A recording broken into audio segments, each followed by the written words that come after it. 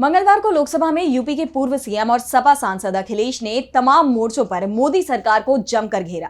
अखिलेश ने किसान, बेरोजगारी, महंगाई, विकास, अग्निवीर जैसे कई मुद्दों पर सरकार को खूब खरी खरी सुनाई। तो क्या कुछ कहा अखिलेश ने, जानने के लिए देखिए ये रिपोर्ट। वो झूठ बोल रहा था बड़े सलीके से, मैं एतबार न करता तो और क्या करता, ये कहना है सपा प्रमुख अखिलेश यादव का। सोमवार को लोकसभा में राहुल गांधी सरकार पर गरजे, तो वहीं मंगलवार को ये मोर्चा सपा प्रमुख अखिलेश यादव ने संभाला।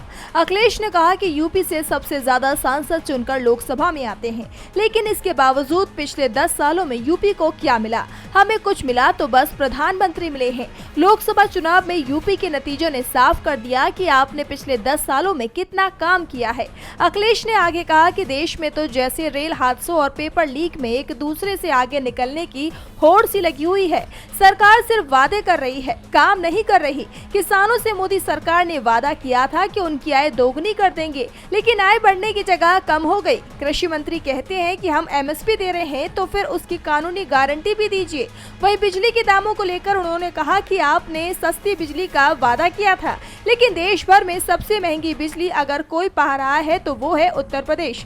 अपने इस भाषण में किसान, महंगाई के साथ साथ अखिलेश ने विकास, बेरोजगारी, अग्निवीर जैसे तमाम मुद्दों पर सरकार को जमकर सुनाया। आखिर में उन्होंने बीजेपी के अंदरूनी खटपट पर तंज कसते हुए इशारों में कहा कि सरकार इतनी कमजोर है कि आप लोग जिसकी वजह से हारे हैं उसे ही नहीं हटा पा रहे हैं। अपने आप को बहुत ताकतवर कहते थे, बहुत ताकतवर कहते थे आप अपने आप को।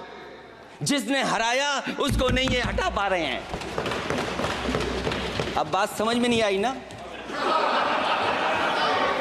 जिसने हराया उसको नहीं हटा पा रहे। अखिलेश ने ऐसा कहकर योगी और मोदी पर सीधा हमला बोला है, क्योंकि लोकसभा चुनाव में देश भर में मोदी और यूपी में योगी के नाम पर चुनाव लड़ा गया, लेकिन खराब नतीजों के बाद मोदी और योगी ने खराब प्रदर्शन की कोई जिम्मेदारी नहीं ली। डीवी लाइव की रिपोर्ट।